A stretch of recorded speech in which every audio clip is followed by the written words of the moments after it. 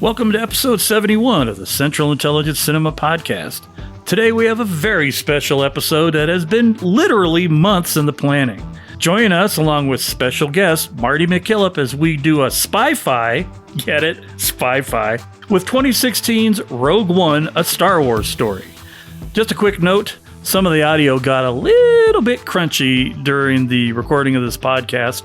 We suspect it might have been Jawas or perhaps a rogue gonk droid. Not sure. But anyway, please bear with us. It's definitely worth listening to. And so, without further ado, take it away, Mr. Brosnan. Beg your pardon, forgot to knock.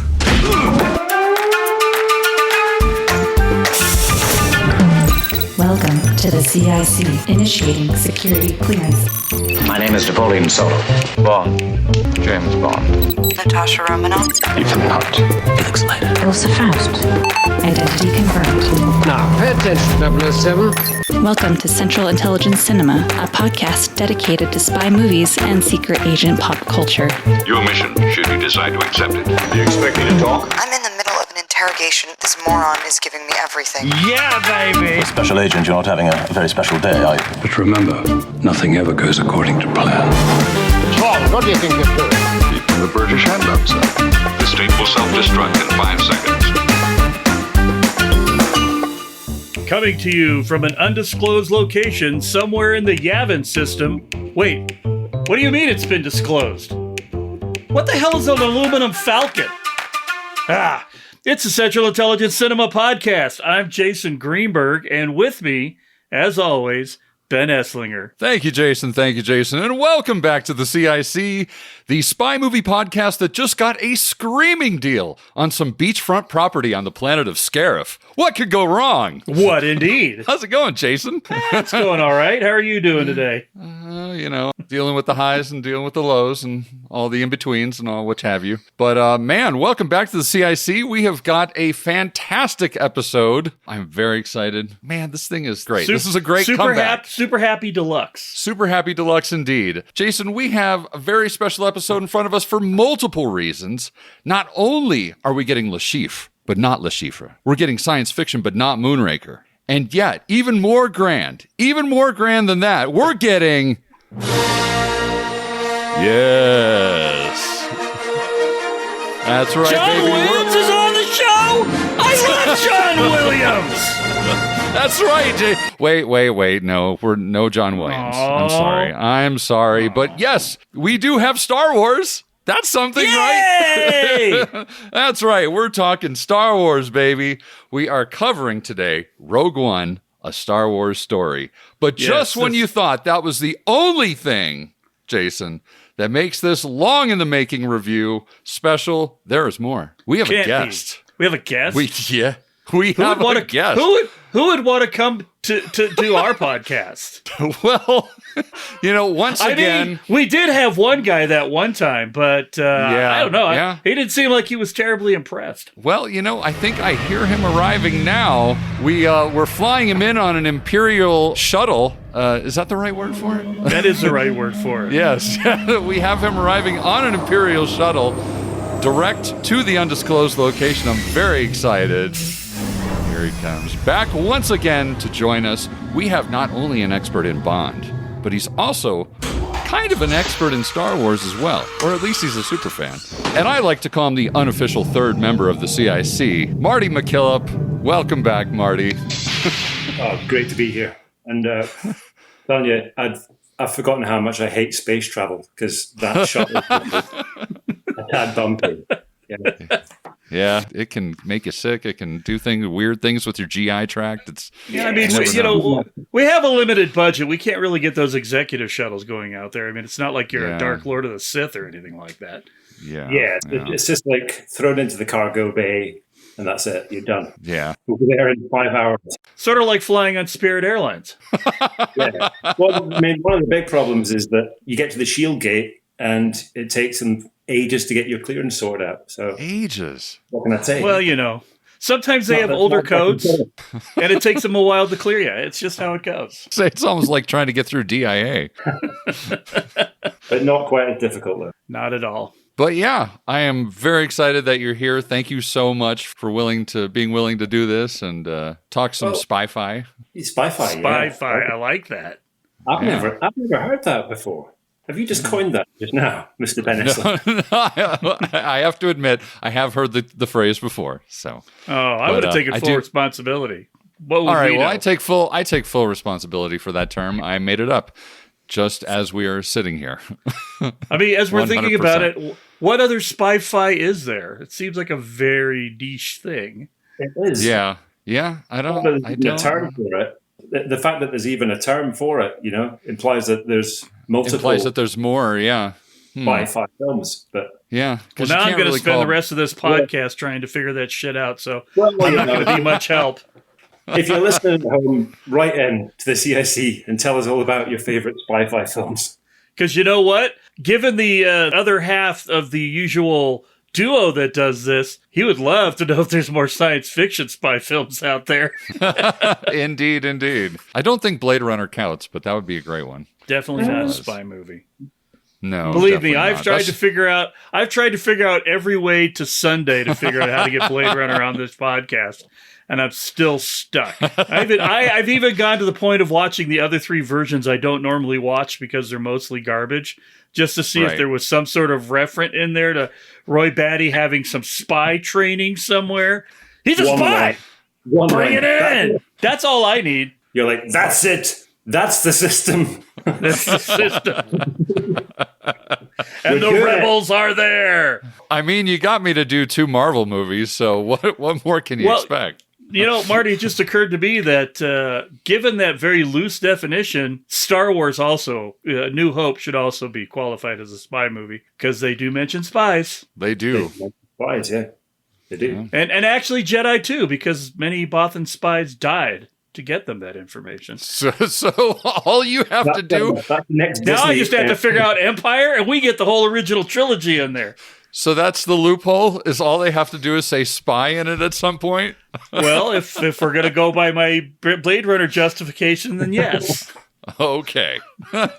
Well, let's just move on from that right now. What do you say? Should we jump into this sucker? Heck yeah. State your name for the record. Jin Urso. Forgery of imperial documents, possession of stolen property, aggravated assault, resisting arrest. On your own from the age of 15, reckless, aggressive, and undisciplined. This is a rebellion, isn't it? I rebel.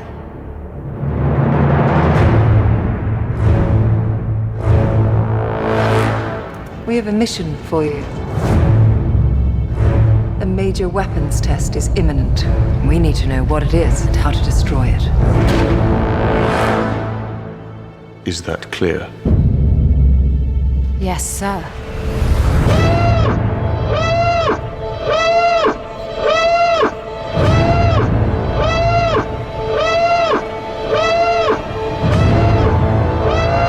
What will you do when they catch you? What will you do if they break you?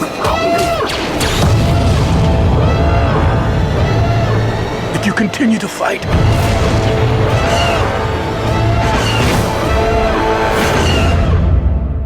What will you become?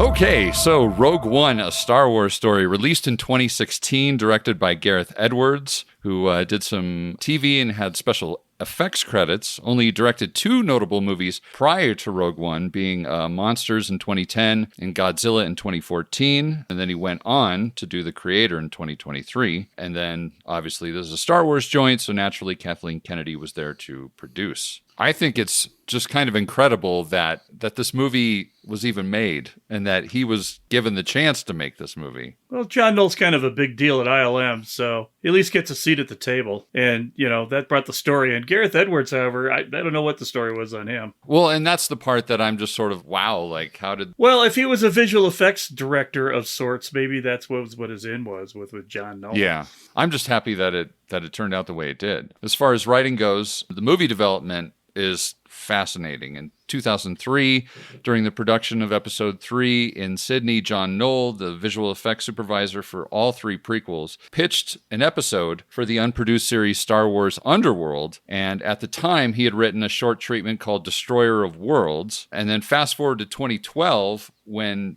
Disney acquired Lucasfilm, Knoll then repitched the idea to Kathleen Kennedy, who loved it. And then from there, in May of 2014, Disney announced that Gareth Edwards would direct the film. And Gary Whitta, who wrote The Book of Eli and The Walking Dead, wrote the script. However, this script, as they do, changed hands several times. Chris Weitz then was added to the writing team. Edwards originally had an ending where they survived because he didn't think that Disney would go in for the darker ending. But the producers actually wanted the tragic ending. As a result, they brought in Tony Gilroy to not only write, but be a second unit director on an extensive 5-week reshoot to get the ending that they wanted. And then if that wasn't enough, they brought in good old Christopher McQuarrie from Mission Impossible land. I know that dude. As well as Scott Z. Burns and Michael Arndt at different stages of development. So there was a lot going on with the genesis of this movie. Yeah, I remember when they said they was throwing it back into reshoots, I immediately went, well, shit.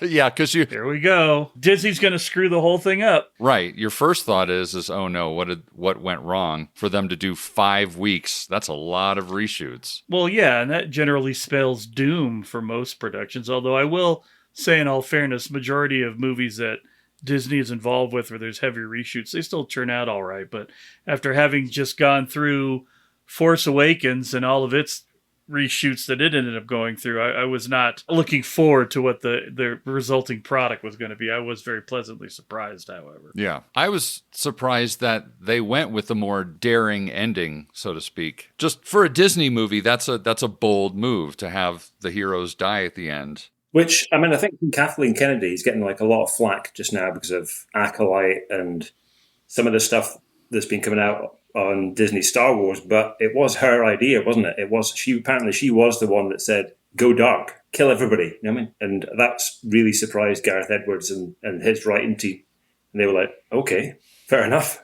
Yeah. And that was a good decision, you know? I think to kind of Disney-fy it and make it a happy ending would have been wrong. Yeah, I agree. And that's kind of what I was going to touch on too. I think the reason she gets a lot of flack is because she's willing to say, let's do the story for the sake of the story and not so much for the sake of the stakeholders, which I'm sure has gotten her into some hot water with Disney on a couple of these ones that haven't done well. But I would rather always have somebody in that seat that's driving it from the story bus rather than the business bus. And I'll take some flops or some ones that I'm not necessarily enamored with if it means that the overall quality of the product's better because we're getting better story. Yeah. I mean, she's absolutely been dealt like this double-edged sword where you're either going to make the shareholders happy or you're going to make the fans happy. And sometimes you don't make either one happy because you're willing to take a chance just to see where it goes. Right. When you grow up at the knee of Papa Spielberg and Papa Lucas, you get a lot of ballsiness from that because nobody really tells George Lucas or Steven Spielberg how to make a movie.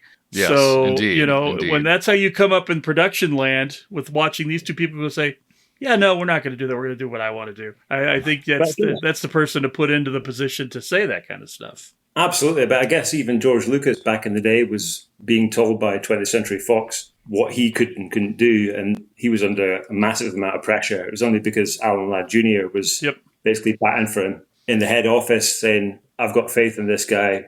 Let's just let him finish his film because they were going to pull the film.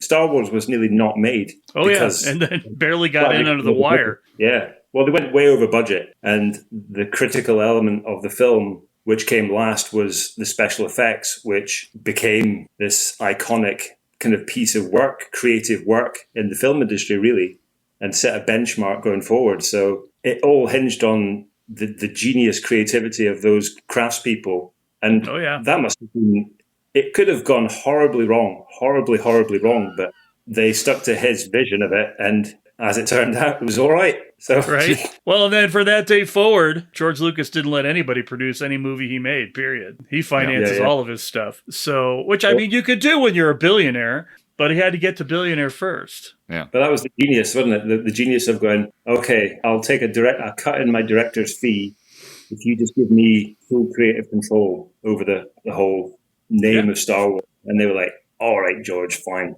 That's fine. It's probably not going to be a medium-sized hit. And, Right. And then George was able to then go, okay, well, I'll just finance the next film myself. Seemed like a pretty good gamble. It's a good gamble. Yeah, I think it turned out okay for him. And it's funny too, because the risk that Kathleen Kennedy is taking on this movie, instead of being CGI related and that sort of thing, we're talking about story and tone. And it's also the reason why I was willing to review this movie for the CIC, was simply because it's an adult Star Wars movie. And it is a spy movie because of that tone and how, for a Star Wars movie, this is deadly serious by comparison to anything before it or after it. It ceases to be a fantasy film, and really, because I look at it, it's a spy war movie in the Star Wars universe, not a Star Wars movie about spies and war, right? If you took this entire storyline and just called it, Blade Runner 2584 or something science fiction-y and not Star Wars related, it's just its own really good spy-fi, to use a term I heard once. So that I think is what makes this one so good, is that it's just its own good standalone movie that would have probably done well without the Star Wars cachet. It just did much better because it had it. Yeah. Cinematography was by Grieg Fraser, who did Snow White and the Huntsman, as well as Zero Dark 30. Although it just, it largely looks a lot like all the Star Wars movies. I do think I'm a nitpicker about editing, and there's this one shot that kills me every time I see it, because it's a like for like cut, and I'm just like, why did they do that? But aside from that one cut, there's this dog. Okay, I'll just bring it up real quick. There's a dogfight scene when they're outside the shield gate. Yeah, when they're trying to get through the shield gate, and they're looking out the window of their big ship, and then it immediately cuts to outside in space, but it's the exact same angle, but now you're just following an X-Wing fighter. But it was literally, it looked like a jump cut, and every time I see it, it startles me. But aside from that, it's pretty good. Well, considering I don't know what you're talking about, it didn't bother me, apparently. Exactly.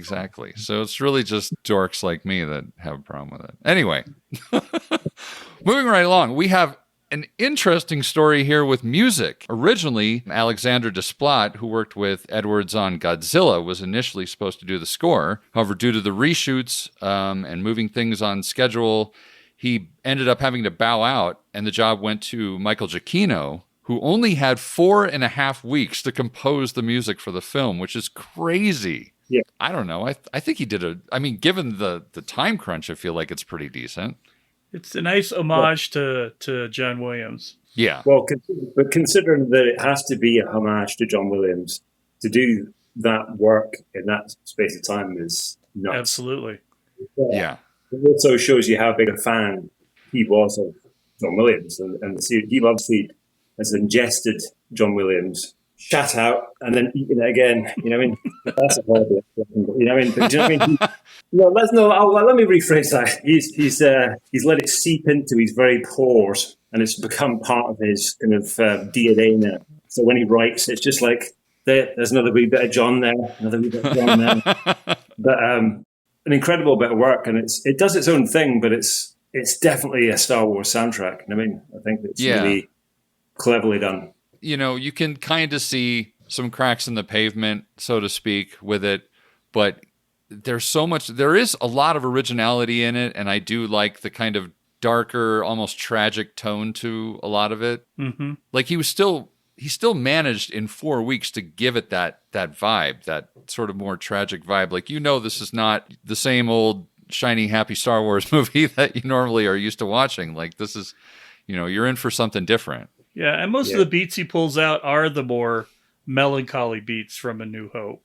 Luke's theme, and gosh, the other one. I remember a time when I knew every track on that album, and now I can't remember most of them. But you get a little bit of the Luke staring at the sun, and some of the the sort of Eastern vibe into it as well, with the kind of the shots on Jeddah. You get that kind of sort of Eastern percussion sort of sounds coming in that in the weren't necessarily part of John Williams' vision for Star Wars, but this is a sort of new element. But I think it kind of, I think since The Mandalorian came on Disney Plus, and it kind of completely threw away the whole John Williams vibe. And I just thought, how can it be Star Wars without John Williams? And that kind of proved that it could still completely feel like Star Wars and have a different sound palette. And they sort of did that. They pushed that a little bit with Rogue One, but still kept the traditional element as well. So it sort of treads a tightrope. But then that's how a lot of the film is as well. There's a sort of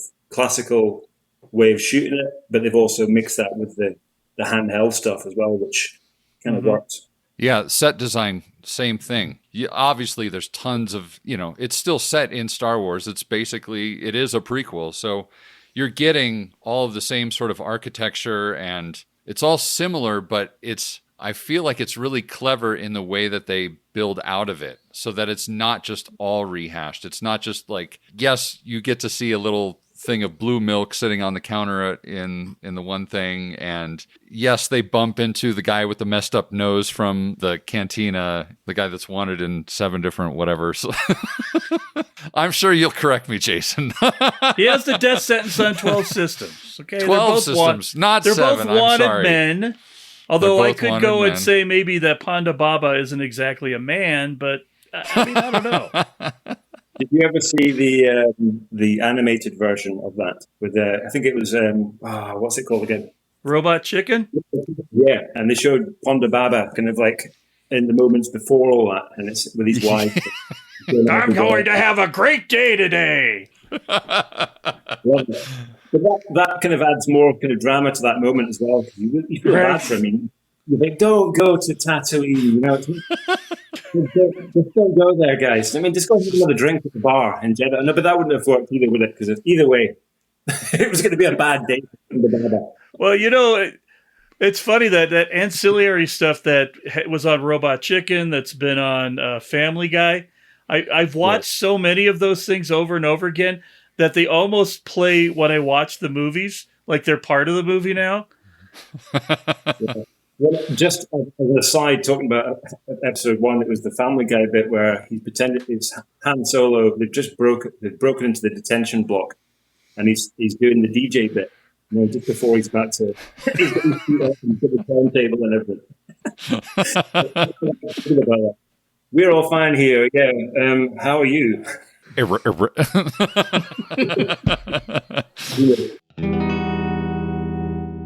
By the numbers, the budget for this movie was an estimated $280 million, although it did receive a UK film production tax break, which brought it down to $232.4 million. Man, I need to make a movie over there. Yeah, right? I need a tax break like that. I need to make a $100 million movie that just only needs $50 million to make it, and then I could pocket the $50 million. That's a plan right there. It grossed over $1.056 billion worldwide. Everybody put your finger to your lips. $1 billion. Making it the second highest grossing film of 2016, which is crazy to think that in 2016, a movie that made over $1 billion was the second highest grossing. First was Captain America Civil War. And then also in that same year, Finding Dory and Zootopia also topped $1 billion that year. That's some pre-pandemic money right there, baby. Shit. I wonder if you released a Star Wars movie with a Marvel movie now, if Star Wars movie would crush it. I think it might. I was surprised to see the Captain America Civil War, which may be my least favorite Marvel movie of the original bunch. I would agree with that. Actually made more than Rogue One did. Because in terms of what both movies are, Rogue One is a significantly better film, period. Oh, absolutely. Absolutely. Well, I guess getting into the main characters and so forth, we've got Jyn Erso, played by Felicity Jones, who beat out Rooney Mara for the gig, which is really, that's an interesting, I see why, because I feel like Rooney Mara is just a bit more conventionally attracactive. You know, like she's got the big Disney eyes, and maybe they weren't going for that with this. You know what I mean? Whereas, you know, Felicity Jones, she just comes off scrappier. You know, like it just kind of plays to the character. I feel like the overbite plays, man. I'm just saying. I think Rooney Mara looks like she would have blown away when one of the ships landed. She's just this wafy little girl that has no substance. And her personality doesn't come off as being very strong or grounded either, at least in the roles I've seen her in.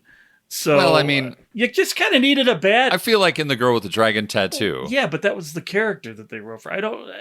Yeah. I think you could have put me in that, and I would have been convincing. I mean, come on, you know.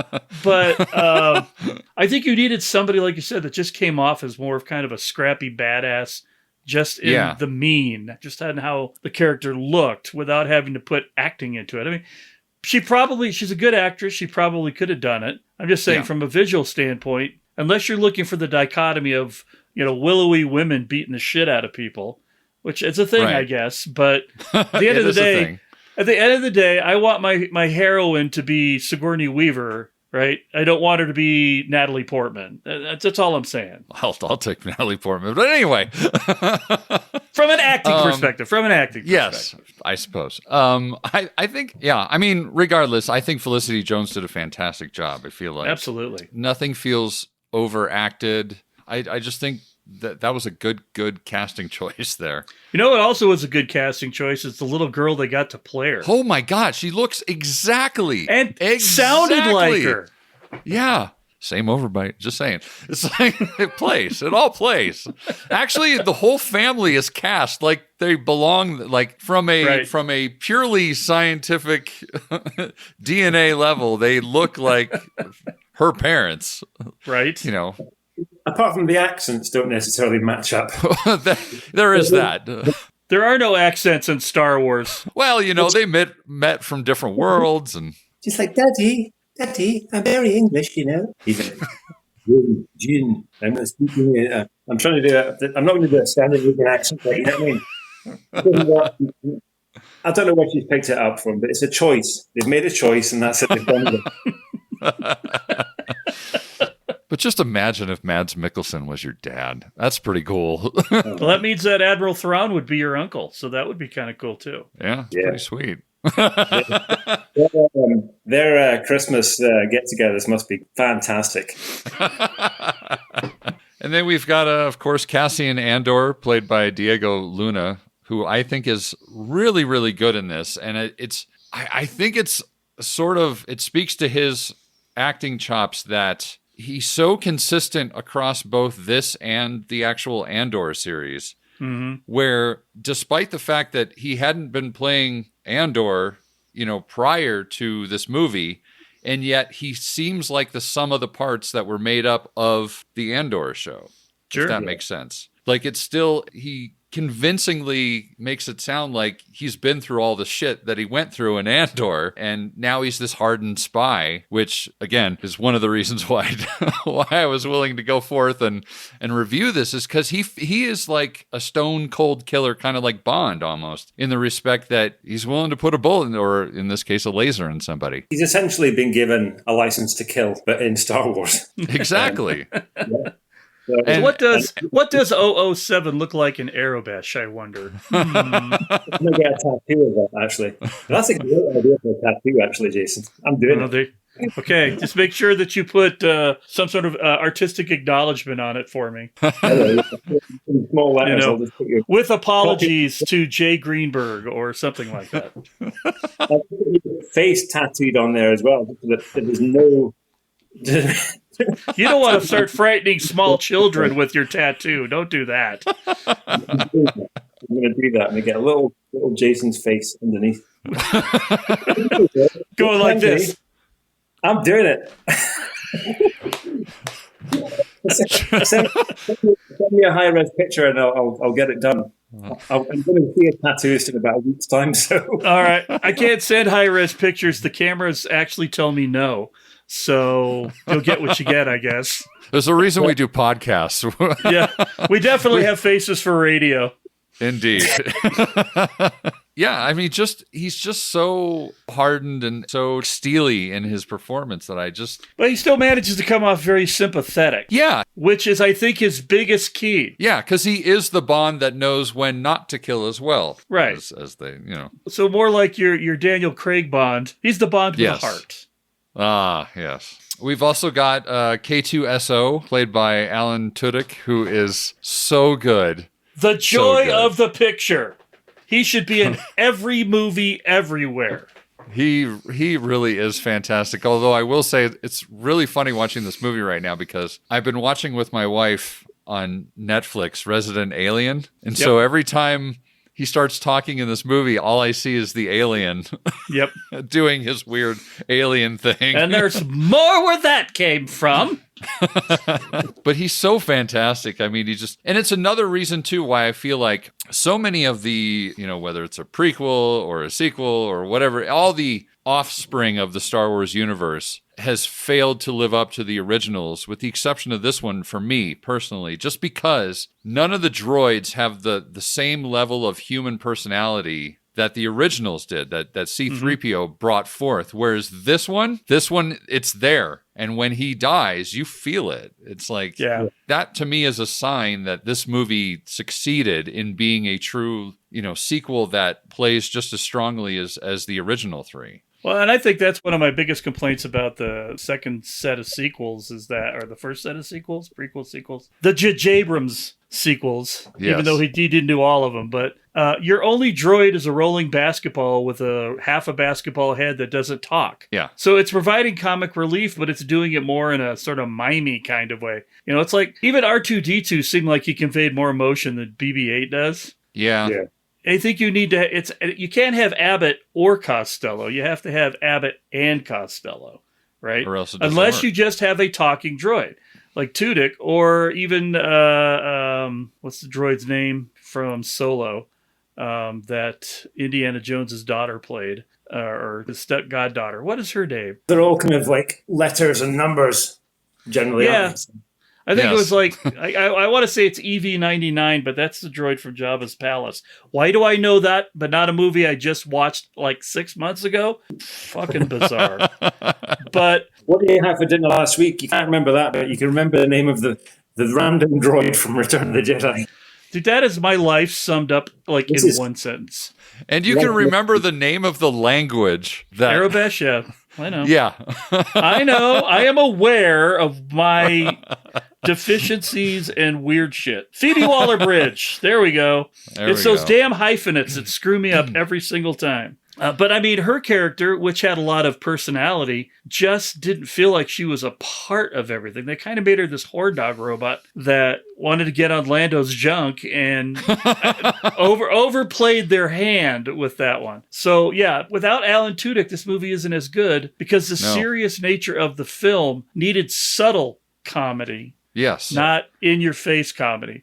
And so little quips from the robot who's disassociated from humanity made a little bit more sense. But I mean, I just want a K2SO show or movie. I don't want any people in it. I just want him walking around. Well, that looks stupid. I wouldn't do that if I were you. And they kind of flipped the roles with this movie too, since it is a serious movie. In the original Star Wars, C-3PO is kind of the voice of the audience, to a degree. Whereas in this one, he is just the opposite of that. He's along for the ride. He's along for the ride, responding as a droid that got converted in this world and is just like, well, I don't agree with that, and I don't agree with that, and I don't agree with that either. I also really like and this actually more points towards the writing in it as well. There's that moment where as the door is shutting, as they're going up into the big tower, and the big door is shutting, and he says, K2SO says, I have a bad feeling about this, and they're both just like, will you shut up? Like, they don't even let him finish it. Right. They might as well have said, it ain't that kind of Star Wars movie, dude. Right. Like, it was perfect. And then we've got another favorite of mine in this movie as well, Chirrut Imwe, played by Donnie Yen, who is just fantastic in it. And oh yeah, apparently he beat out Jet Li for the role, which I think is a I'm so happy with that. As much as I love Jet Li, his acting chops are not on the same level, as, in my opinion, as Donnie Yen. I feel like Donnie Yen brought so much humanity and just depth to the character. He wasn't just this one note, and he could have easily been just a one note character. He could have, but you were compelled. He felt like I like Jet Li too, don't get me wrong, but he doesn't feel as mystical as Donnie Yen does, right? So he would have just come off more like Wen Jiang, the gun-toting bodyguard, right? Yeah. He had that, because that's his normal mean, is to kind of be that guy. Whereas Donnie Yen, he's super chill here. He's super chill John Wick 4. I mean, it's all this guy plays, the super chill Ninja Cowboy stuff. So So definitely a good fit. I'm almost certain, too, he's played the blind Kung Fu master role before as well. Yes. So it just tracks that they put him in there, and just fantastic. And then we do have, like you said, Baze Malbus, played by Wen Jiang, who is good, serviceable. He's there to protect the one that has the actual personality. That's his personality. Right. That's right. And then, oh boy, we've got Ben Mendelsohn playing Orson Krennic. Just fantastic. Just my favorite bad guy in Star Wars ever. Maybe in anything ever. He's fantastic. Just so flawed and power hungry and somehow able to keep the white clothes white. I mean, he's definitely got a good launderer somewhere on the Death Star. That's all I'm saying. Well, and he's got someone who looks after his capes and keeps them in immaculate condition because they look flawed. To keep fabric in that condition is no easy task. But that's somebody's job, though, isn't it? I mean, his wardrobe, basically, making sure that they're all tip top. Yeah, well, it's a lot about appearances at that level of the imperial bureaucracy. So, and then we've got another favorite, Saw Gerrera, played by Forrest Whitaker. Ugh, he's so good. Donning what I like to call a black market version of the Vader outfit. It's a Don Post hot Darth Vader Halloween costume from 1978 with a hose with a mask from, I don't know, some sort of medical drama from 82. Right. Almost and just a big metal foot. Maybe just a hint of Dune. I don't know. A little bit. You kind of feel like you could pull one of those little plugs out and black goo would come flying out. Yeah, I can see that. Yeah. And then we've got Galen Erso, played by good old Mads Mikkelsen. The most attractive. He's the most attractive man I've ever seen. He's really good looking. He's a good looking fellow, man. Now, is that with or without the blood coming out of his eye? Well, the blood plays, but I mean, even without the blood, he's a good looking fella. Just chiseled, just angular, great hair. Yeah, his brother's a little squishier, but yeah, I could see that. I mean, who wouldn't want Mads Mikkelsen as their dad? Oh, except if he was your dad, you would just be in his shadow all the time because he's Mads Mikkelsen. Well, clearly, you wouldn't pick up his accent. Nope. Nope. You just have some completely different accent that doesn't match. It's fine.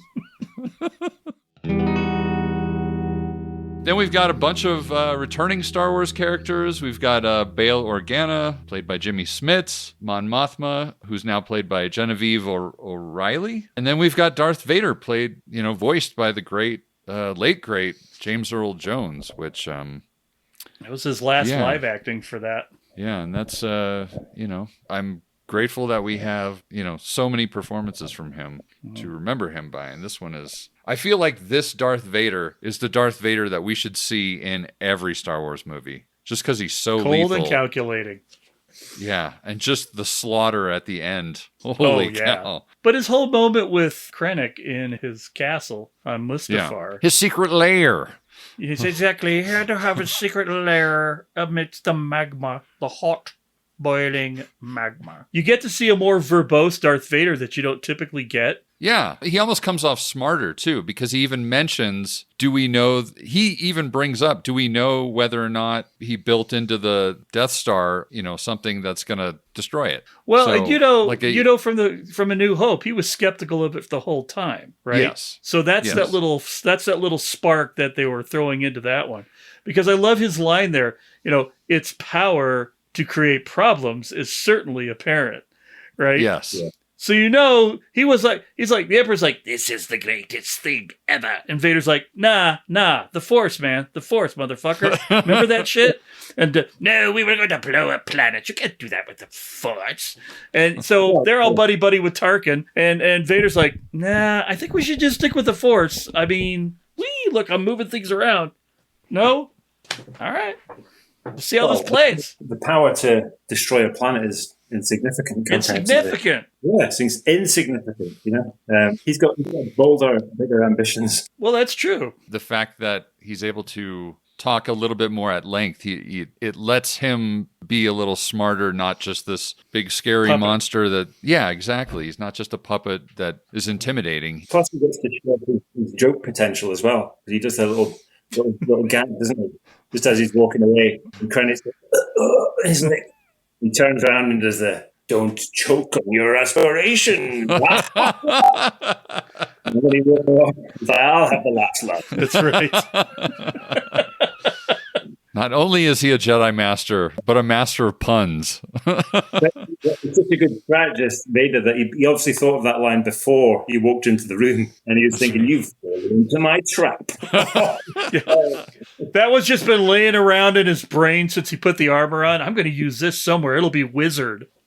Next time Krennic comes here, I'm going to do the line on him. This is going to be great. I'm just going to keep this in my pocket. The little guys that help him, they're just around the corner going, do it, good one, Lord man. D.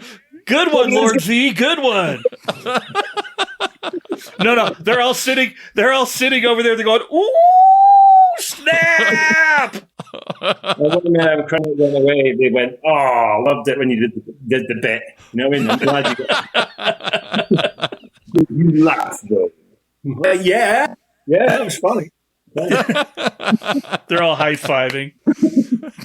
And then we got to talk about CGI Peter Cushing as Grand Moff Tarkin. And again, we brought this up before, but they used the same head mold that was used way back in the movie Top Secret when Peter Cushing played the guy with the giant eyeball. They used the same head mold from the prosthetics to do a 3D rendering of his face. I feel like it has not aged gracefully. I mean, it didn't look amazing even when I saw it the first time, but I don't think it's aged very well. But ironically enough, I feel like it still looks more human-like than anything I've seen AI has put out.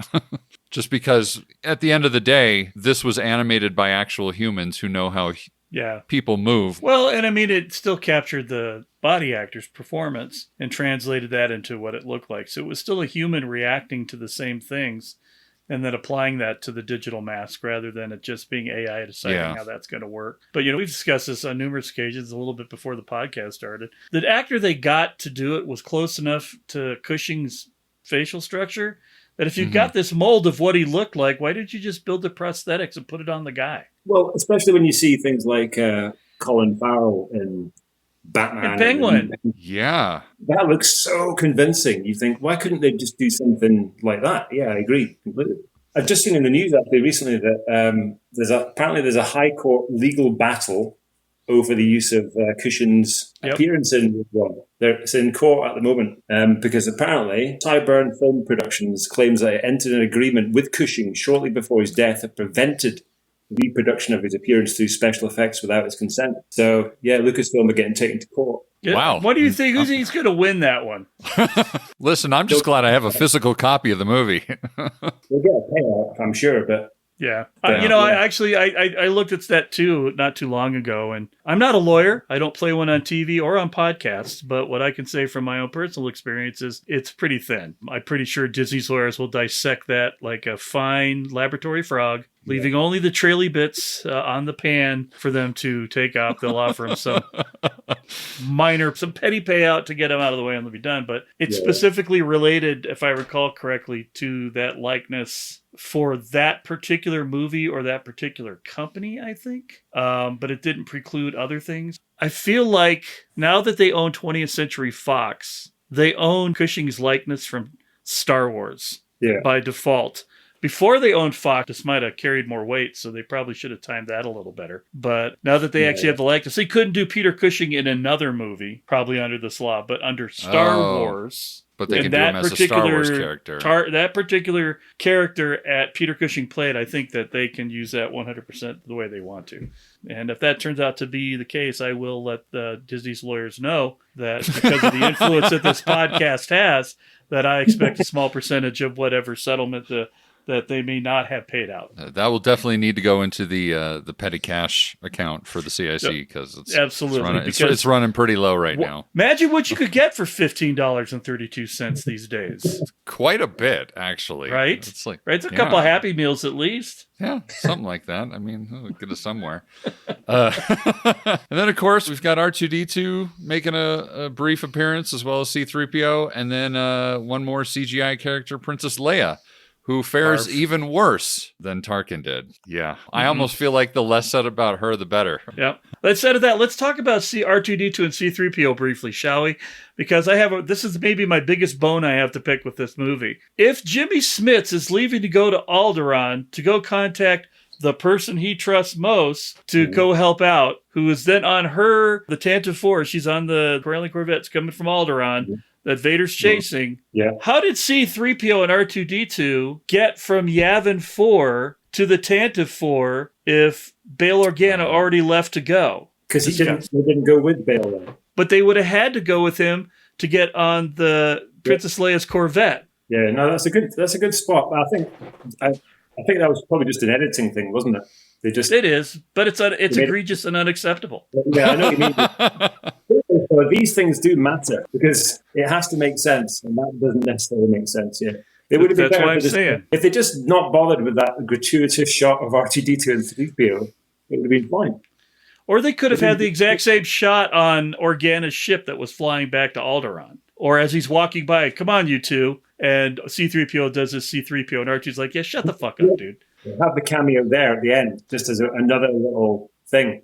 So as you see the guy, when the very last shot, when you see him walking into see Leia, you just see a glimpse of them. And that's enough. It's not even like a moment like the blue milk bit at the start where it's holding on it. It's just, they're there. Yeah, you just barely see him. It's just blink and you miss them type of thing. Yeah, because really, you didn't need to hear him.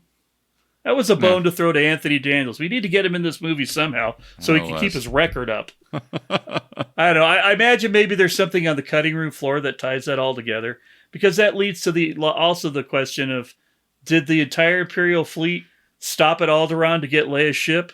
Yeah. Because Leia's ship's inside the cruiser. So I feel like there might be some cutting room floor stuff that didn't make it for edits, but then broke the consistency of why it was there. This is what I'm here for. I have already loved these movies for the rest of my entire life.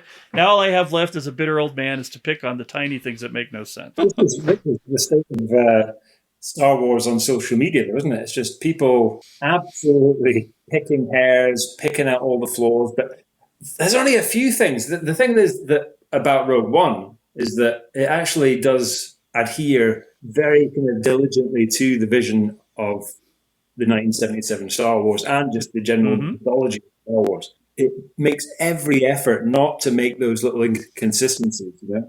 Right. Whereas I think later things like The Acolyte, for example, absolutely doesn't. It just goes, we'll just do our own thing, even if it flies in the face of the canon, you know? Rogue One, they thought, we need to make this, it has to fit exactly up to the 77 film. But they just seem to care more. I agree. So I agree. I think, and that might be why it's one of the better ones, because it sticks to enough of the canon and the established things, but can still be its own thing. That you can only nitpick about stupid things like I was doing. You know, you can't. There's no glaring stuff out there. But I have to watch this critically for this podcast. So critically, that's the one thing I found that was bad. The droids shouldn't have been there. Okay. Well, and the one critical thing that I could think of too is, and this is really nitpicky, and you guys will probably find a way to correct me because I know you guys are way more up to snuff on Star Wars than I am, but when they are on, there's too many worlds also. There are so many different worlds at the very beginning of this movie. You see like 5 or 6 different locations within like 10 minutes. And that's literally every spy movie I've ever seen. So... Which is like, okay, this is a spy movie then. But I was talking about Scarif. When they're on Scarif and the AT-ATs come, and I was really kind of confused as to, like, it appears to me that do X-Wing fighters have greater firepower than snow speeders? Is that? Of course they do. So that's like, what it's about. That's like saying, does an F-16 or an F-35 stealth jet have more firepower than an Apache helicopter? Yeah, it does. You've got photon torpedoes for a start, then, you know. Yep. Okay. I just wanted to clear that just because to address your argument, because this was one of those. This is one of those huge things that people were arguing about on the internet about that. How could they just so easily blow up an AT-AT? And the accepted explanation that I've seen from most people that are defending it is that they were cargo AT-ATs, or AT-CTs, literally all-terrain cargo transports. They weren't armored in the same way, and they had that big empty cargo section that also reduced the ability. So the head was the same, everything else was the same, but they were an industrial type of vehicle. Military, a sort of frontline military vehicle. They were just really just do a job of moving big boxes around. Right. Okay. And if you want to go to an in-canon explanation, this one was my favorite to argue with people. When you watch Empire Strikes Back, that first one that falls to the ground, I think it's the one, I don't remember if it's the one that Luke blows up. No, he does that. That's the second one going. So it was when they did the with it. Yeah, they tie around with the cable. It lands on its head and on its front legs, and then one snowspeeder comes in and shoots the very top of the walker that's now facing. No, it's not the head. It shoots the very top of the walker. If you were looking from the ground, the very top of the walker. And with 3 or 4 laser or blaster bolts, it blows the entire thing up. But that's because when it fell, it disrupted its shields, essentially, you know? Or, like the thermal exhaust port, should they have just been coming in a direct vertical angle rather than skimming the trench or going through the legs and just shot the top? Because it seems like when you hit things at a vertical angle in Star Wars, it always works. Well, if we're going to get into this just now, then really, Gareth should have been a bit more thoughtful about his attempts at being the good guy and not made it ray shielded, you know? Well, you know. It's like, let's just add a little layer of difficulty. So I'll design this thing that can... but no, I'll just make it a little bit more difficult. I'll add ray shields onto it, you know, so they have to use photon torpedoes, you know? But he did that to hide the flaw. It makes sense. You know, I'm just thinking somebody, there was an engineer going, I don't know about this, Mr. Urso. Looks like this could be a serious liability. He's like, no. What we'll do is we'll put ray shielding on it and nothing will happen. Oh, yeah, okay, that makes sense. I'll get the ray shielding generator going. That's fine, because we were getting a bit suspicious of you before now. Exactly. Ray shield, that's fine. We know that you're on board. Yeah. We can't possibly get lasers in there, so it's good. We're good. We good? Yeah, we're all good. There's a consensus. You know, if there's a faultiness in every single Imperial vehicle or base that lies on the top of something, doesn't that mean that there's a whole network of rebel scientists who are working within the Empire to create these faulty machines across the board? Like there's a whole network of them. They're all out there, which technically could mean that these are all spy movies. And yeah. Anyway, I'm just saying. Also, I will say too, I love the fact that this plays into yet more justification for why I was willing to review this movie, is because you have an evil, but he's not an evil scientist. He's a scientist who realizes the error of his ways. But at the root of every wild John Woo Mission Impossible movie, there's a scientist that has created something deadly. And, you know, you got to go find that guy. Even Christopher McQuarrie ones are the same. We got, you know, AIs and whatnot. Those are created by some scientist somewhere. Yeah. No, he's a rogue scientist. But, you know, it's interesting to see how long it took him before he realized that agreeing to take part in developing a massive gun might somehow be detrimental for the universe. Well, you know, see, guys, I wonder if I should maybe not do this. Well, even Oppenheimer knew he was designing a bomb, and he still did it anyway. This is it. He is the Oppenheimer of Rogue One. But yeah, what's this giant gun going to be used for? It's going to be used for creating peace in the galaxy. All right, okay. Oh, sure. It must be. It's fine. Later, it's like, Maybe you might misuse this weapon somehow. I should run away. Well, I feel like that would be one of those really great stories that they could do in those little Star Wars Visions shorts that Disney Plus has been doing. Yeah. Like baby Galen or so, before Jin was even a gleam in his eye. How did he get involved in the project? What was his motivation? Like, did he think maybe it was like kyber crystals could power the entire galaxy for less than everything else? It started off as an energy thing and ended up getting corrupted because Tarkin finds it. He's like, I wonder if we might be able to make this into a weapon of some sort. And then he goes to the Emperor. He's like, I hate the Force. It's bullshit. What if we had something that could blow up a planet? I also noticed, too, that, well, I guess technically Jin isn't an orphan right off the bat, but I feel like there are so many spies that evolve from becoming orphans. Andor was an orphan. Yeah, and Andor was an orphan. James Bond. I mean, I'm seeing a through line here. Yeah. I just had the dumbest joke. I guess that makes him an endorphin. But sorry. I apologize immediately for saying that. I think we should mention the fact that it has a pre-title sequence, which alone makes it a spy movie. Yeah, the fact that it does start with a pre-title sequence, not the usual crawl, and we get the visit from Krennic, which sparks the genesis of a new spy, turning Jin essentially into a spy. Absolutely. Also, you can't overlook the fact that they're on this planet that's clearly covered in water, but for some reason they have moisture evaporators still. Yeah, that was strange. What the hell is that? Well, they're we need more water. We couldn't possibly get the water over here. And I think they're trying to harken back to Luke's house. That all of the architecture that's in that little cave they're living in the rocks is all very Aunt Beru's Uncle Owen's house. There weren't any smoldering bodies, which it was kind of wet. I don't think they would have been smoldering, so you probably couldn't see them. But maybe there were smoldering bodies afterwards. We didn't see that part. It came complete with a pitcher of blue milk, so, Right. So we were hitting all the high points. I think it's hilarious to me that the way you establish you're on a Star Wars planet is there's a moisture evaporator everywhere, even on planets where you don't need moisture evaporators. Yeah, because it's just so iconic. Yeah, absolutely. It wouldn't be Star Wars without it.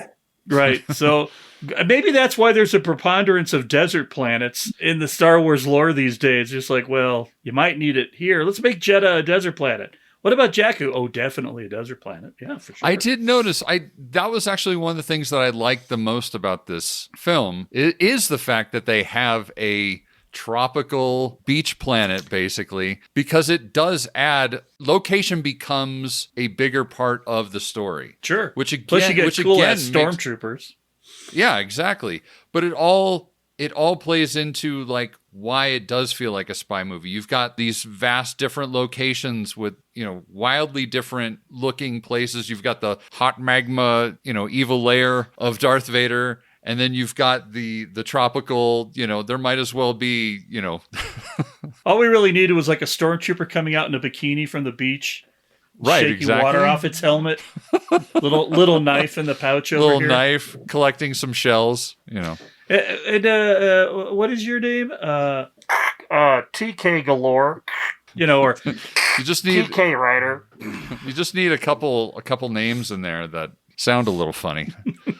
I was going to say, in terms of the structure of the film, and like talking about the reshoots that you mentioned at the start, it seemed like the reshoots really put the spy element into the film at the 11th hour in a way, because I think the Tony Gilroy stuff was responsible for adding in those scenes with Cassian at the start. I think the original introduction of Cassian was supposed to be at Yavin, wasn't it? Where you just see him coming forward and saying him being introduced. But they added that in at the start of him doing his spy shit, which makes much more of a spy film. And I think if it hadn't been Tony Gilroy, it would have been a different film. Maybe not quite as good, but certainly those bits are key to seeing how he operates and what he has to do as a rebel spy. And then later, it adds a bit more weight to it as well when you see him getting orders about shoot to kill, essentially. It's like, forget what you had in there, shoot to kill. Yeah. Because you see he's already got a reticence to it when he kills the dude. He didn't care about killing stormtroopers, kill them all day long. But he shoots a guy in cold blood, but there's that look on his face after. He's like, God damn it, I do this again?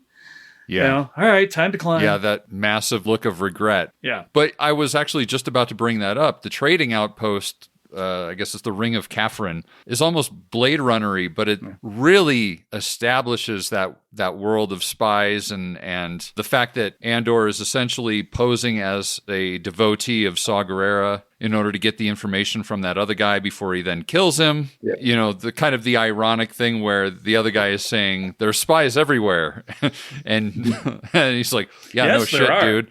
There's spies amongst the spies. Those reshoots were so crucial to like making the movie what it eventually became. Oh, yeah. I will say their state of their spycraft is a little wonky when it comes to being in crowded areas, though.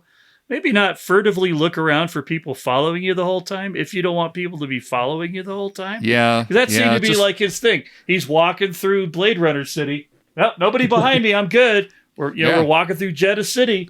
No, I think we're good. There's nobody behind us. How do you know? I keep checking just to make sure. I'm just he looking. might as well be touching his ear while he's at it, you know? Right, you know? One of the things that I thought was kind of interesting was how you got a very sanitary-looking prison on that prison world she was on. You know, You're very used to looking at the Death Star's detention centers and everything be kind of black and shiny and chromy, and this one was just a straight-up concrete cell blocks with doors. And many, many levels of them with stormtroopers walking by, which, why are you going to waste a stormtrooper on guard duty? I don't know. But it's nice to think that the Empire isn't building these plush mega prisons for people. You got to save that money to build Star Destroyers somewhere. Well, and it's interesting. It's maybe it was almost a bit of luck that those look as clean as they do, because I think about in Andor when he's on that prison planet or whatever, and that's like this sparkly, clean cell block situation too. So it all sort of tracks that apparently the Empire is real big on shiny jail cells and high-tech. It's got to be a clean Empire. That's right, high-tech incarceration. Here's an inclusion that I enjoyed, even though it's, again, this goes back to what you're saying before about how every time you watch Star Wars movies now, you can't help but include the Family Guys and the Robot Chicken iterations of it. When I see the Patew guy in the tower as the starships are flying away. I always thought that guy was like, making sure they were going the speed limit. I didn't quite understand what his job actually is. What I never understood is how he got up there. Yeah. Yeah, because it seems so narrow. It's like, is somebody just kind of flying you up there and dropping you off? Or Look up a little platform, a bit like the ones they have in episode 1 when they're doing the pod race viewing platform. Yeah, where they yeah, that could be it too. Something like that, but it's a pretty bad job though, isn't it? But I want to be fixing the X-Wings. You're going up the pole and that's it. Look at the shape of your helmet, man. You're not a repairman. You're a guy that sits in a tower. Your job is this. Don't fuck it up, right? And I think they did speaking of Yavin 4, they did a pretty damn good job of replicating the original Rebel hangar in that entire area. Yeah. Employing some of the same things, like they had cardboard X-Wings over there as well. Single or two-sided. Really?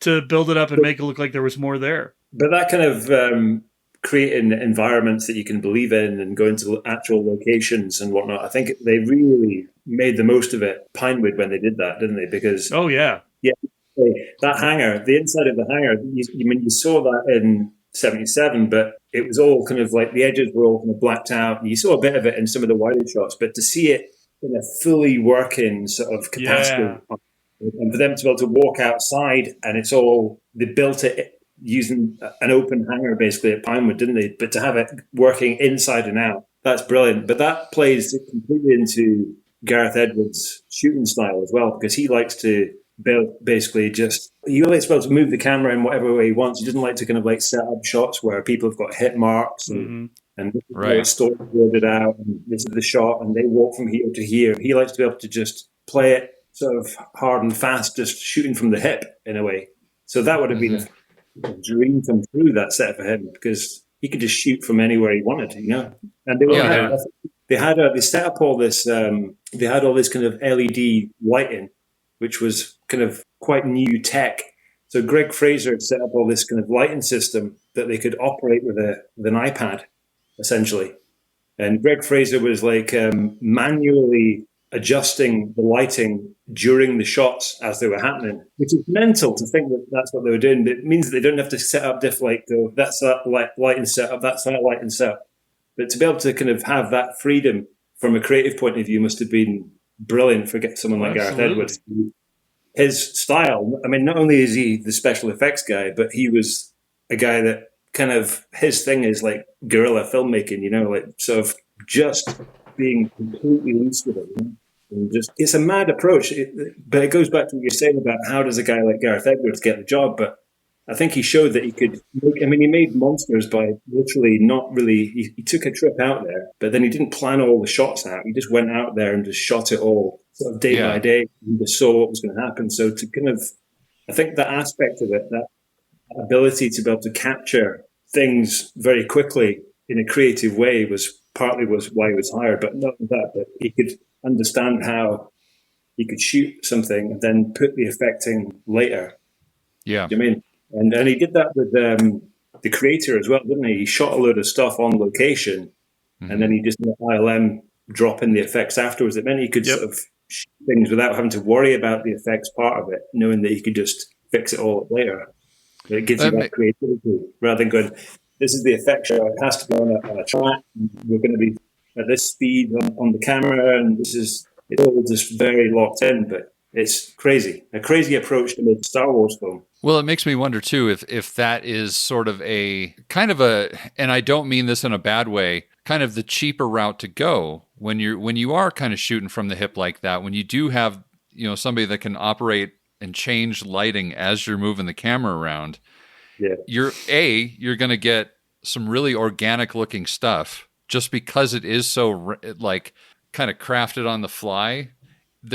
It's not one of those things where you're going to see an error. If anything, there's enough chaos to it that it appears to be organic in nature as you're looking at it. And then on top of it, so you're doing all this, and it's probably cheaper to do it that way as opposed to like relying on a very specific shot and, we got to bring in this architecture. We're going to use this. We're going to use that. That means you're paying for all this extra stuff. And this movie feels like it was a gamble right from the jump anyway, as far as the tone, as far as how they wanted it to end. It's like, how much money do we really want to spend on this? Yes, it's a Star Wars movie, but do we really want, you know what I mean? Like I got to think in the back of their minds, they were a little bit like, well, this isn't going to do numbers the way the other ones are because, these people die at the end and it's like an adult Star Wars movie. So do we really, so they were willing to take a gamble on somebody that was as crafty and as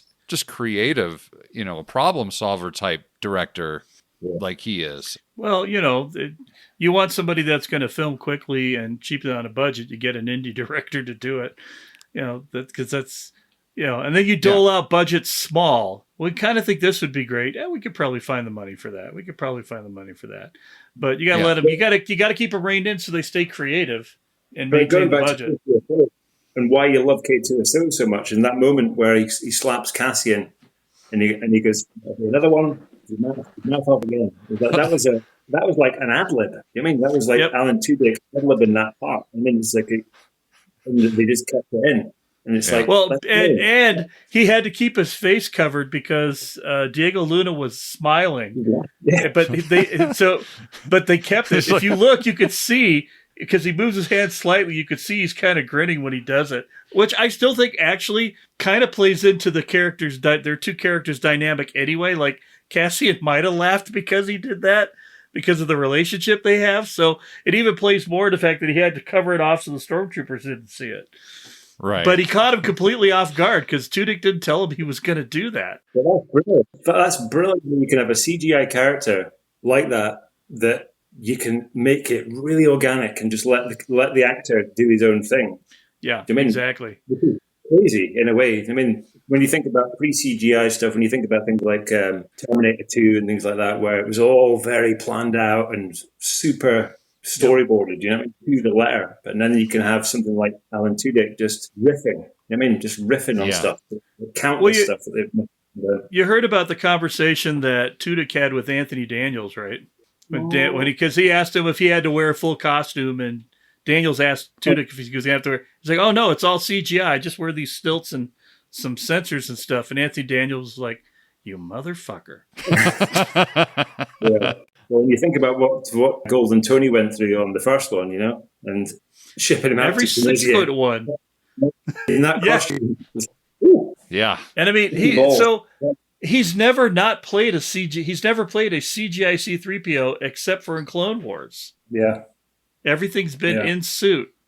Torturous. Well, I take that back. I guess technically, before he got the skin on, that one was also a practical effect and some CGI in Episode 1. But he's pretty much played him in a suit anytime it's been full on C-3PO. And if I was to Anthony Daniels, he'll be like, come on, guys. Really? The ad-lib stuff that you're talking to, it also kind of makes me think about, too, the original Star Wars, about how half of the best lines in the original 3 came from Harrison Ford ad-libs. The I love you, I know, the best lines are from Harrison Ford just going, well, this is what I'm going to say because I'm Harrison Ford and you're going to let me say it.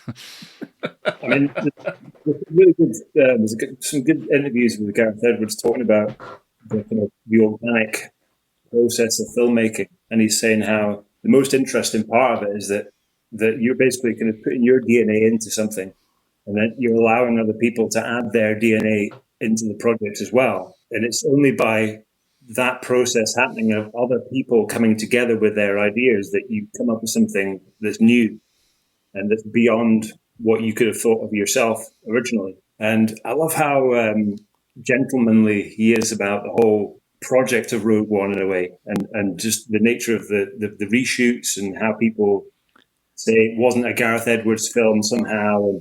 But lots of the cast members are very adamant about this. They all say it was definitely a Gareth Edwards film. I mean, obviously they made these big changes in the edit. I mean, the editing part of it, Mr. Esslinger, as an editor yourself, I mean, you can imagine the kind of the nightmare they must have had with it. But that creative process at the end, from an editorial point of view, really did save the project, didn't it? I mean, not just from, because they were all having to work together, weren't they? The writers and the editors, and they were editing on as they were shooting it. And I think it came together in the edit, literally.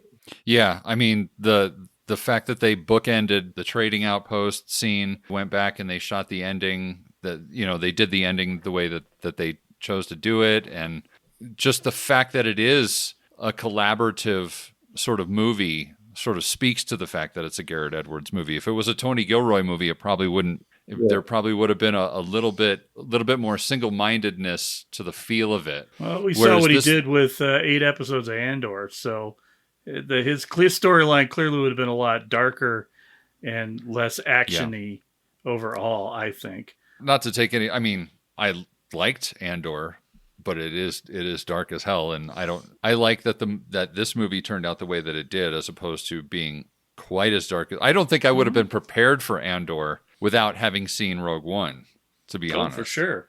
You know what I did like too towards the end of this movie was the they created a little bit of chemistry without going over the top with it. The little subtle chemistry that they built between Jyn and Andor. Just little looks and body language and that sort of stuff. Like it was appropriate, and they didn't go Disney with it. It wasn't inappropriate given the circumstances, right. They're both kind of accepting of the fact that they're probably going to die on this mission, and the end result of their efforts is more important than everything else. And so to try and weave an actual love story into this would be silly. Yeah. But to create just the right amount of chemistry to show a mutual appreciation and maybe something more if in a different world, if they were in a different world, there maybe something would happen or whatever, but it wasn't. It was so subtle. I thought that was a nice little touch as well. Well, you can't always have your two principals rolling around in the fields of Naboo and riding on space cows or whatever those things were. So sometimes subtlety is a little more effective. Yeah. I mean, kissed in that lift going down, I think it would have ruined the moment, as you say. I think it was just, I agree. just the way Totally. they did it. And it was about that mutual respect thing, and then the whole thing about your father would have been proud of you. Yeah. Again, that mutual respect. It's not just, obviously they're about to die, so he's not trying to get in her pants or anything. But it's like, but it was literally like he was really trying to be, sensitive about it. And he had sort of come to accept her where she was coming from, and that because he was so suspicious of her father and everything else. And that line sort of solidifies that mutual appreciation for each other's life story. Yeah. Yeah. Well, at the end, Andor got to kind of go back to being the more idealistic person he was before all this happened. And Jyn turned away from being the self-serving person she was back into the more problem-oriented, helping people thing that her father probably wanted her to be. So they all kind of moved. They both moved from their little shady gray areas that they were literally back into the light, which I don't know. I might be reading too much into that. But I think that was kind of that catharsis was we're going to die, but we're going to die as the people we want to be, not the people we have been. Yeah. And that's better than watching him shtoink on a beach. I've seen that before. It's messy. That would have been a different film at the end, wouldn't it? Yeah. Although a much different film. Tell me this, would this have been the best ending line? And Andor would have been like, well, I can tell you one thing for sure, Jyn. It's going to be an explosive orgasm for both of us. Oh, God.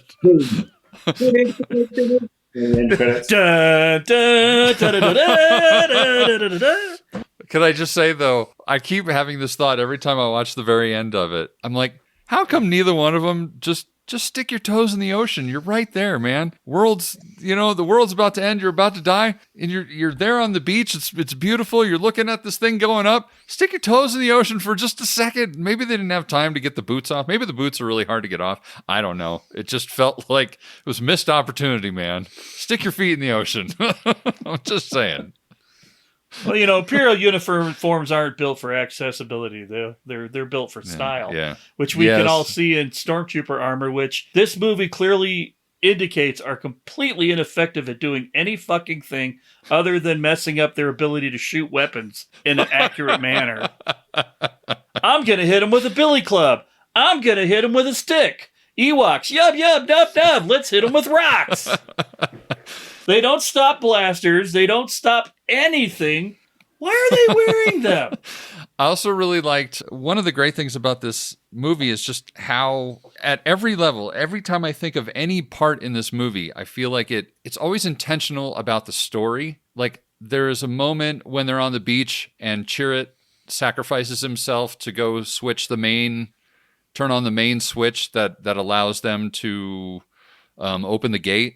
And the fact that he doesn't die as he's walking across the beach to turn this switch off, and he's just doing his little, I'm one with the Force and the Force is with me, or yada, yada, yada. But the fact that he's in it, the fact that he just knows that was his purpose right there and then, and that he just walks slowly across, nobody ever hits him. Granted, it's stormtroopers, like you just, elaborated on. However, the fact that he just slowly walks across and does that, and then immediately, as soon as he's done doing what he needed to do, is when he ends up dying right afterwards. It's like, at that point, he kind of, it's almost like he stopped focusing on, granted, obviously his quote unquote real connection with the Force is not strong. He clearly has some sort of, relationship with the Force. And so... It's a payoff. It's a payoff from earlier in the film when he goes, the Force did protect me. And he goes, I protected you. And it's like, well, yeah, the Force did protect him. And it's like, it's a sort of, it's nice to see that he's able to harness the power of the Force in some way. And there's a few moments in the film like that, isn't there? Where with that, and there's a little bit where they're about to enter the shield gate and Jyn's got the kyber crystal that was given to her by her mother. Right.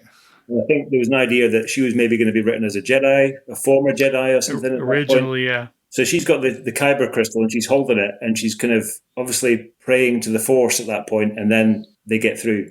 So I like these little nods without it being, they're not smashing you over the head with it. Right. But it's just for you to go. Yeah, she's not making a gun slide across the floor to her or anything like that. It's just kind of wishing on it type stuff. Yeah. But yeah, it's the sort of the sense of a larger entity, but they don't kind of draw on it too much, which is yeah. It brings the Force back to what Obi-Wan said it was in the original Star Wars. It's become this whole other thing.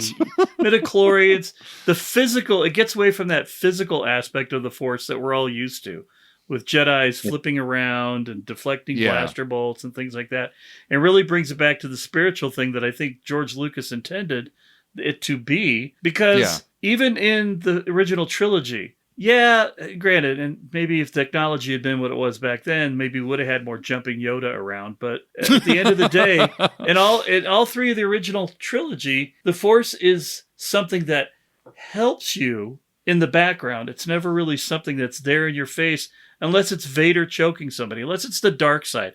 That's the physical embodiment of it, whereas it's passive on the light side. So this really kind of just drives home, I think, what the Force was supposed to be originally from Lucas, was that it's just this thing that affects everybody, and other people can tap into it in varying ways depending on what their connection is to it. Because, I mean, those Chirrut and Big Dude with a Gun, I stopped trying to learn Star Wars names about 1998. It's just too many. But yeah, Baze, they were guardians of the Temple of the Wills, right? And so they probably didn't choose guardians at random. I mean, I don't know what the whole story is of that whole thing, but they all probably had a connection to the Force. They just weren't Jedis. So even Baze had some connection, even if his connection was connection to Chirrut, who had a stronger connection to the Force. Yeah. Because as soon as Chirrut dies, it becomes his part of the Force's mission for him to make sure that it's successful. And he starts saying the mantra that you haven't heard him say the whole time, because he realizes now that his connection to the Force is gone, he's got to bring it into himself. Yeah. Yeah. Let's face it, it's all about spy stuff right there. So.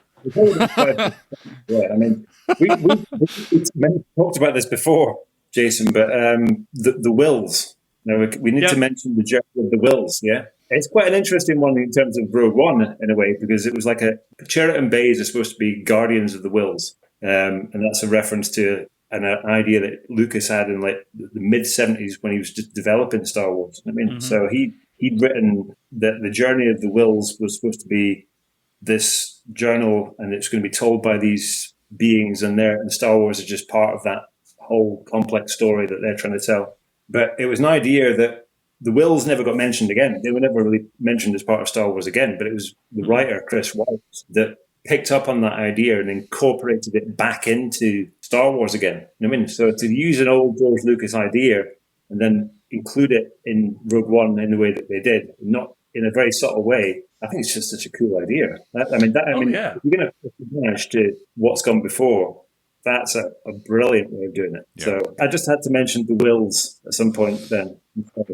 Jason will Well, we did have a conversation about that over the socials. Yeah. And so that the whole concept of the Wills, he originally wanted the Star Wars story to be told from their perspective. Okay. Like a omniscient knight or a narrator for the thing.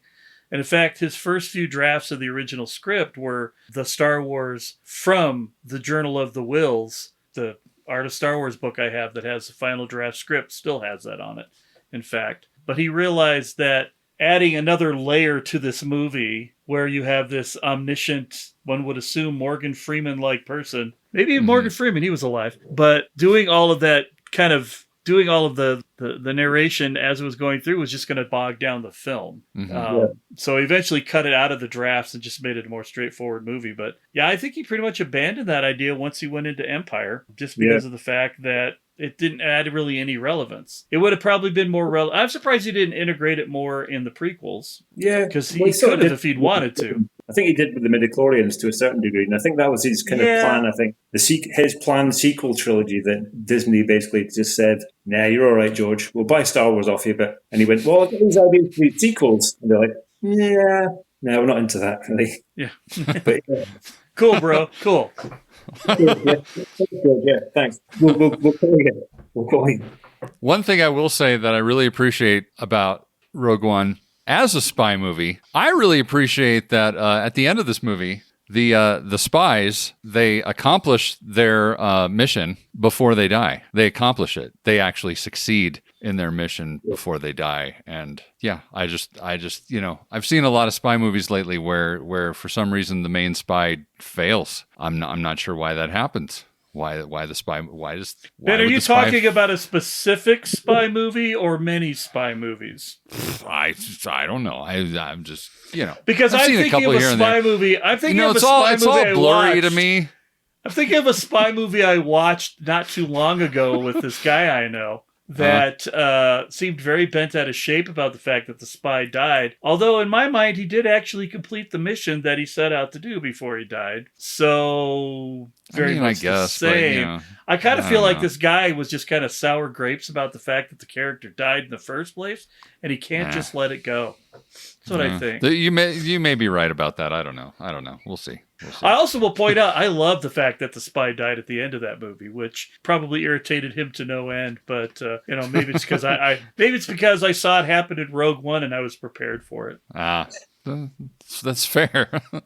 All I'm going to say is Rogue One did it better. So I'll just say that Rogue One did it better. Absolutely. I will go with you that the whole way. That's right. If you're gonna kill your spy off, do it Rogue One style. That's all I'm saying. Absolutely. By a beach. At least it makes sense. At least it all made sense, like a lot more sense. I'm just saying. Hey, how do you guys feel about the idea that the Death Star is essentially just a gigantic lightsaber? I like that idea. I think the concept of using the kyber. I mean, the fact that it was the thing that powered the Jedi's lightsabers that were weapons designed to uphold peace and justice in the galaxy, whereas the concept was turned on its head. It's a nice idea. I did like that a lot. I also like that they refrained from adding any actual safety devices into the trench where the beam goes, even though after nearly 50 years, we all know those two guys in the chamber are not safe without a railing there. But consistency is important. It's just all that really matters is look away and turn away as it's coming down the... It's really bright. Don't look. There was a few occasions where they go, "Fuck! I don't think I looked away in time there," and they'd be like, "Well, I'm okay. A little bit of a secondary burn there, but I'm fine. I'm fine." It's kind of like looking directly into an eclipse. It's kind of that same sort of thing. Yeah, we probably don't want to do that, but you would think if the potential's there, couldn't that guy fall off because he's blind? Really, the Imperial engineers, this is how I believe there was a fault in the exhaust port before we came up with an extravalent backstory for it.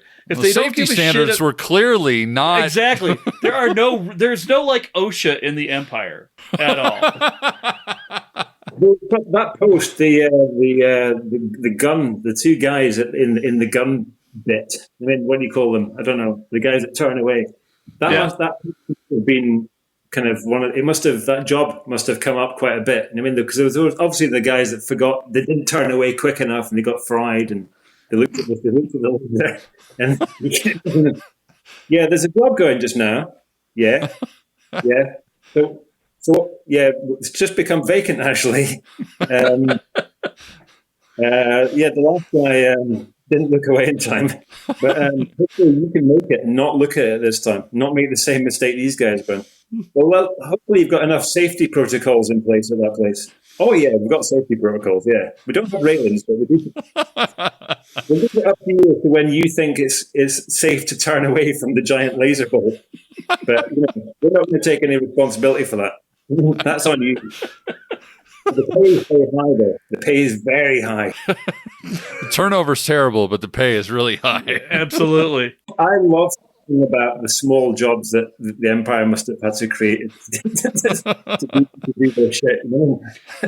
Well, it goes to the classic Dante and Randall argument from Clerks. How the contractors were still on there. So how many innocent galactic citizens did the rebellion kill that weren't military anything in destroying the Death Star? And particularly the second Death Star, which was still being built, so there were even more. Yeah.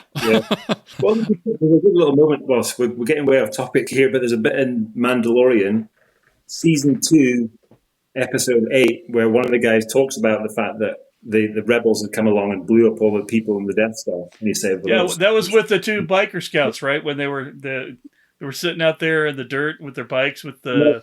Well, the bit when at the start where they're basically kind of stealing the doctor, Dr. Pershing, and the guy who's going to kill him.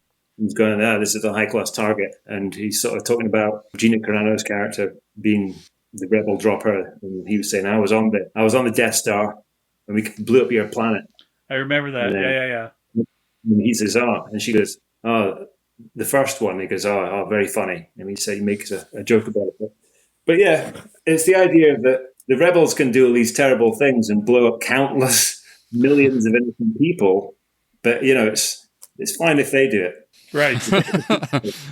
all those poor contractors, There's poor fucking contractors. I mean, all those contractors on Scarif. Do you mean? Oh, yeah. That I can tell you, working in a large-scale operation like that already that's process-oriented, there's contractors on our site all the time. Something is being replaced, broken, being fixed, being built new. So Scarif, those guys wanted that assignment. They're like, dude, we're going to Scarif. Yeah. Have you seen the beaches there? It's fantastic. Yeah, they all thought they'd locked out. The contractors had just got the job the week before. Like, yes, we're fucking going to Scarif. You know what I mean? Oh, no. The pay's very high. They've given us a wee beach condo. We've made it. They moved it to Scarif. Guys, they've got huts on the water. The huts are on the water. No, hold on a second. Are we talking about huts or are we talking about oh God? Because nobody wants that at their beach. Nobody wants hut on the water. No. Well, I think we've given this we've given this about as much as a go as we can. I'll just go around. Jason, any final thoughts on the movie? Well, I'm glad that we got to do a spy movie that caters more to my sensibilities. Not that I'm bitter. I like all the movies that we do. And there's so few for me to do. So I know this one's been in our hopper for a while. Just, trying to get it to where we could get it Marty on board, but I think we even discussed this way back when we started it, because you had asked me what kind of movies I wanted to see, and I threw out Hunt for Red October, Spies Like Us, which was a mistake, True Lies, which was a mistake. I mean, I have a pretty bad track record of pulling mine into things, but I knew this one was going to be okay. Yeah, and like I said at the beginning, this is really more of a spy intrigue war movie than a Star Wars movie, and that's why I think it's got so much appeal. It's the fact that, and as Marty pointed out, they kind of keep the Star Wars stuff there enough in the background, so the people who really appreciate it get what they need out of it, but they're not throwing it in your face the whole time.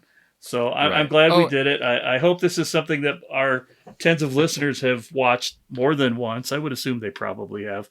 I think they're intersecting dynamics, but I guess my real challenge is figuring out which the next one is to throw out here.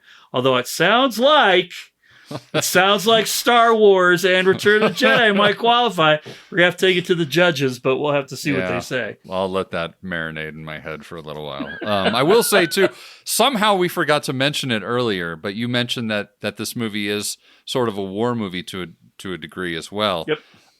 Is that Gareth Edwards had mentioned that the movie Where Eagles Dare gave him inspiration as far as putting this movie together, particularly the scene when they originally approach the what is the city where Saw Gerrera's, which one is that? Is that Jeddah?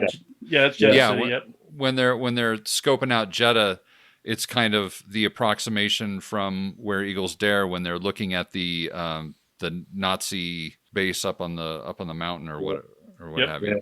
Yeah, and just the comparisons as well, but which also plays into Star Wars about dressing up in the uniform of the enemy and infiltrating to extract some information. And it's the same for both films. I like the fact that the war film ties into it, and it's a brilliant kind of film to reference from the writer's point of view. Yeah, well, it really is, because it's an espionage film that takes place in the midst of a greater war. And I think sometimes you don't get that full effect that there's an actual war going on between this faction and the Empire, because it's so much about individual characters that you lose kind of that dynamic till you get to Jedi, really, that there's an actual good guy fleet that's comparable to the bad guy fleet, and that there is a larger scale to it. Yeah. Any final thoughts, Marty? More just in terms of how I feel about it, in terms of I mean, I don't like rankings at all, but I'll always place the original 3 films as being up there on this pedestal. But I think Rogue One is easily my 4th favorite Star Wars film. And there's parts of Rogue One, especially like the last half hour, which I think is as good as stuff in the original trilogy, I think. Agreed. I just think it's as good, if not a little bit better in places. I mean, which is sacrilege to say, but to make a film that you can even say that about in sort of post-George Lucas land is pretty amazing that we actually got it at all, especially considering what's come after it as well. But yeah, I think just by even thinking about this, talking about this film and learning about the process and the way that they went about making it, and Gareth Edwards' approach to the film, and got so much more admiration for Gareth Edwards now as a director. I think I really hope that he kind of goes on to more and more creative projects, and he gets to kind of given the scope that he's obviously capable of doing some amazing work, you know. So, but yeah, I mean, I was having that meta moment when I was doing my notes for this. That was like, it was like, there's so many notes. How am I going to cobble that together into a cohesive piece that actually makes sense? It's a bit like the film making the process of Rogue One in a way. The fact that there's all these elements, and then you've got to somehow bring them all together in an editorial type of way. And whether I succeeded or not, I don't know.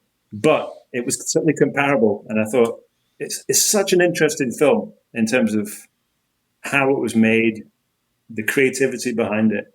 And I think there's, it's a rabbit hole that I almost wish I didn't go down in a way. It's funny. It's funny you put it that way too. It makes all the sense in the world why they brought in somebody like Christopher McQuarrie to help try and wrangle the story, given what you've just laid out. The fact that that it was this thing where they had all these elements, but they were still it was kind of this run and gun on the fly, trying to figure out how to put all these elements together to make a cohesive thing. Yeah, it is a rabbit hole, you know what I mean? Because for me, I've sort of been all about James Bond over the last while, and I've deliberately done that so that I wouldn't go down the Star Wars rabbit hole. Because people have said to me, why don't you do something like to do with Star Wars? Because you're the Star Wars guy, you know? And I'm like, well, I wouldn't allow myself to do that. because it would be a hole that I would never emerge from, you know, because when you read about Rogue One and all the aspects of it, there's so much interest and there's so many interesting parts of it, aside from just the film itself, which is a great watch, but the production of it is a fascinating kind of thing to get your head stuck into.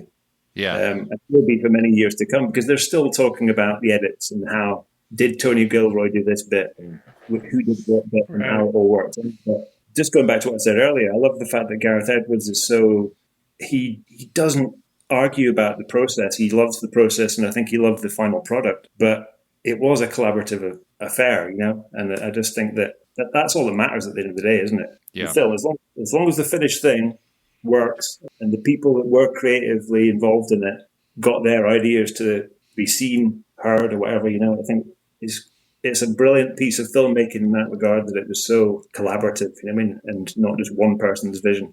Whereas the prequels, as you said, Jason, it's like no one was going to say, no, George, I don't think we should do that. Mm-hmm. And it's good in a way in this sense that there was a lot more of an equal footing between the creatives involved rather than just being one person kind of calling the thoughts and Agreed.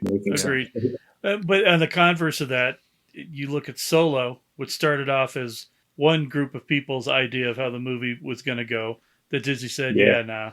And then they brought in Ron Howard. He's like, well, I'll do whatever you guys need me to do, because I owe George a favor. George doesn't do this anymore. Well, paycheck's fine too, so whatever.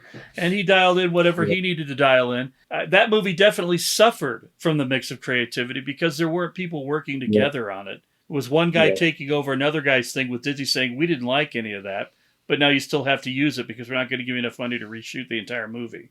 Yeah.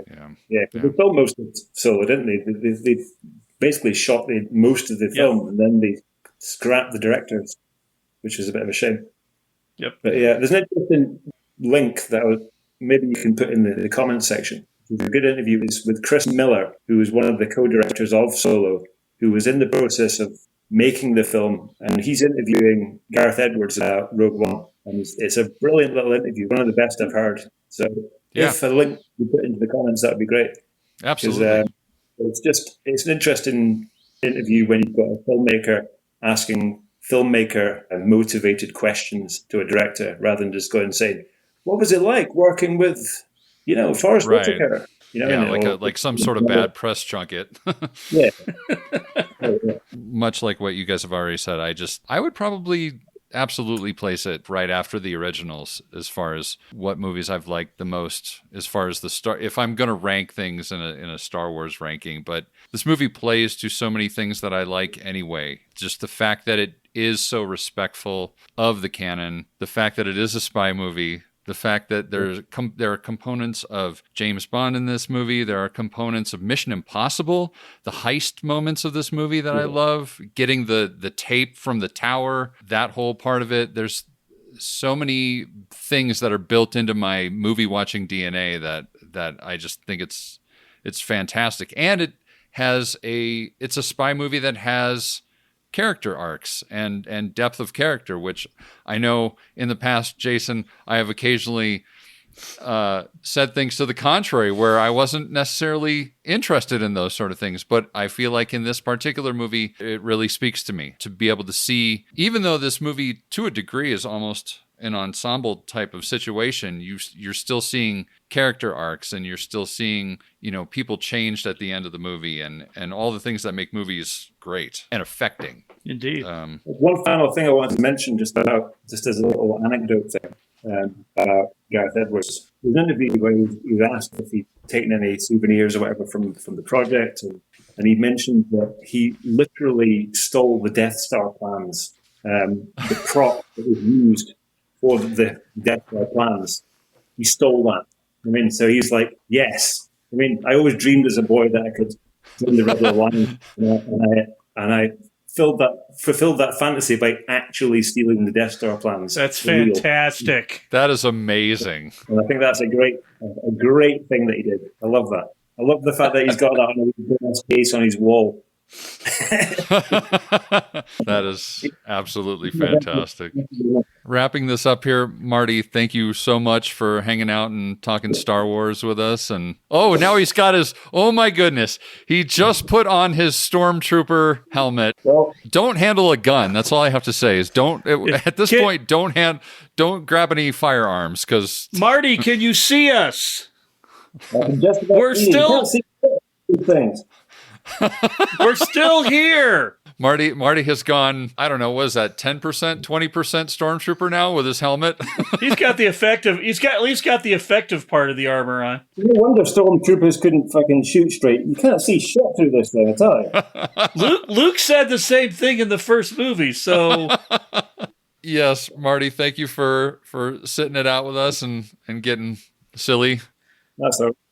And to our tens of listeners, if you don't know what Marty does, you should absolutely go to thunderballs.org. He's got probably the largest James Bond photo library on the internet, probably, I would argue. I think it maybe is. I've looked. But yeah, go to thunderballs.org and check it out. He's even got a little shop, too, where you can contribute to the ongoing future of thunderballs.org. He's got like a great t-shirt shop, so go check that out as well. We'll leave a link to that as well, plus that interview that you mentioned before, Marty. We'll make sure to put that in the links at the bottom of the show. And also, let us know what you thought of Rogue One, A Star Wars Story. And you can contact us through a variety of ways, all of which you can find at the bottom of the show description of this very episode that you are listening to. But I guess we shall. Should we get out of here? Well, I've got a shuttle to catch.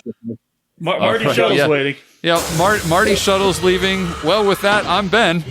I'm Jason. And the CIC will return with more missions, more martinis, and more. May the Force be with you.